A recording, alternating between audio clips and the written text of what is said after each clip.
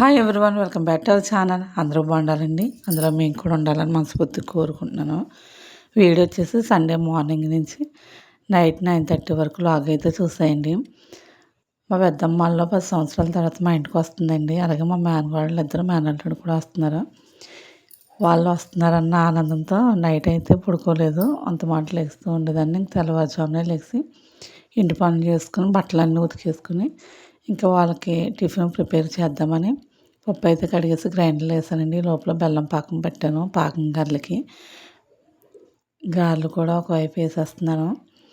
పాకం మరిగిపోయాక పక్కన పెట్టేసి ఈ వేడి వేడి గారెలు తీసి అందులో వేసేస్తే పాకం అనేది చాలా అంటే చాలా బాగా పీలుస్తాయి. గారెలు బాగా వచ్చినాయి.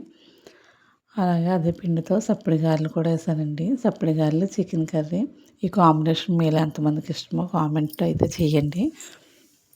తర్వాత వచ్చేసి ఉల్లిగారెలు కూడా చేశాను.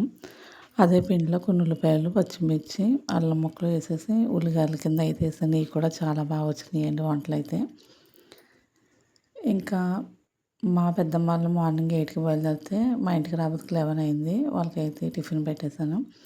ఈ లోపల ఎప్పుడు చికెన్ బిర్యానీ కాకుండా ఒకసారి ఎలా చేయండి.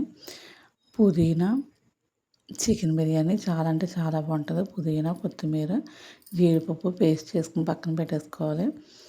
మనం ఒక గిన్నె పెట్టుకుని దాంట్లో బిర్యానీ సామాను అన్నీ ఫ్రై అయిపోయిన తర్వాత ఆనియన్స్ కూడా బాగా ఫ్రై అయిపోయాక మనం ఆడుకున్న మిక్సీ ఇది ఉంది కదండి పుదీనాది, అది కూడా బాగా పచ్చివాసన పోయేలా ఫ్రై చేయాలి. తర్వాత చికెన్ వేసేవాలి.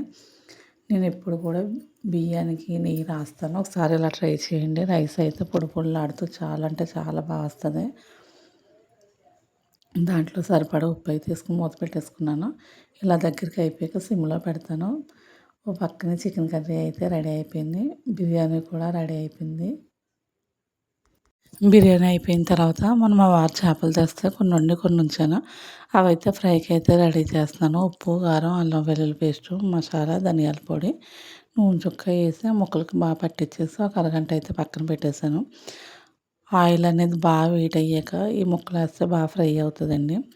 నేను పెద్దమ్మ వాళ్ళు వచ్చేటప్పటికి వంటలన్నీ అయితే రెడీ చేసి పక్కన పెట్టేస్తాను. వాళ్ళతో టైం స్పెండ్ చేయొచ్చని. ఇప్పుడైతే నేను బిర్యానీ 2 kgs అయితే చేశానండి. స్టార్టింగ్ ఫస్ట్లో నేను బిర్యానీ చేసా గిన్నె అలా మోసుకొచ్చి కింద పెట్టేటప్పుడు కళ్ళంటే నీళ్ళు తిరిగినాయి. ఎందుకంటే మా అమ్మ వాళ్ళ ఇంటికాడ మా అమ్మ నేనే ఉండేదాన్ని. అప్పుడు ఒక సాల్ట్ బియ్యం మాత్రమే ఉండేదాన్ని. అటువంటిది ఇప్పుడు ఎలా వంట చేయగలుగుతుందంటే చాలా హ్యాపీ అనిపిస్తుంది. ఎందుకంటే మా అమ్మమ్మ వాళ్ళ ఇంటికి వెళ్ళినప్పుడు మా పెద్దక్క ఫ్యామిలీ పెద్దదండి. అన్నం వార్చం అనేది 2 kgs రైస్ అలాగా నాకైతే వచ్చేది కాదు. ఇప్పుడు ఎలా ఉంటుంది రేపు మ్యారేజ్ అయ్యాక ఎలాగా అనేది అప్పుడు ఏడ్చేసేదాన్ని. కానీ మనకి కాలం అన్నీ నేర్పిస్తుంది కదా. మా ఇల్లు చూసి అయితే భయపడకండి. ఇంకా పెద్దమ్మ వాళ్ళందరూ ఈవినింగ్ వెళ్ళిపోయారు. వాళ్ళు వెళ్ళిపోయిన తర్వాత 6కి అయితే మొదలుపెట్టాను. కరెక్ట్గా 9:30 అయింది. వంట అయితే చేయలేదు. ఇంకా పొద్దున్నయ్యే వండిపోయినాయి. ఇంకా పిల్లలు 5గురు కదండి, వీళ్ళందరూ మొత్తం పీకి పాకం పెట్టారు. అవన్నీ నీట్గా చేసుకున్నాను.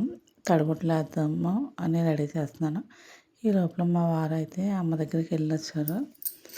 అమ్మ దగ్గరికి 2 వీక్స్కి ఒకసారి వెళ్తారండి. అమ్మ కొద్దిగా ఉంటుంది, ఎలా ఉంటుంది ఏంటని చూసి వస్తారు.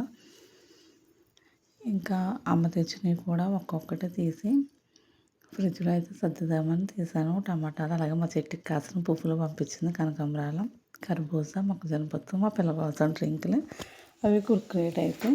ఇవి వస్తే ఎండు చేపలు, ఎండుమిర్చి. మా అమ్మమ్మ వాళ్ళ ఊరు వెళ్ళిందంటే అక్కడ చింత చెట్లు ఉంటాయి. చింతపండు అయితే తీసుకొచ్చింది. అలాగే వాటితో పాటు ఇవి కూడా ఇచ్చింది. మీ ఊర్లో వీటిని ఏమంటారో కామెంట్ చేయండి. మేము ఉండే ఏరియాలో అయితే వాక్కాయలు అంటాము. అలాగే ఎండు చేపలు కూడా ఎక్కువగానే పంపించింది.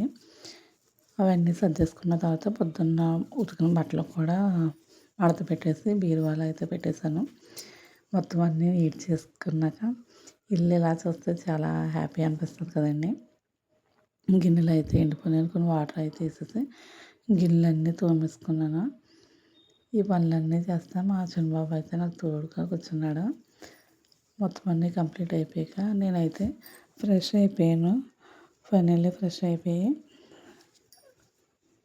డిన్నర్ అయితే కంప్లీట్ చేస్తాను. ఈ వీడియో నచ్చితే లైక్ చేయండి, ఎలా ఉందో కామెంట్ చేయండి.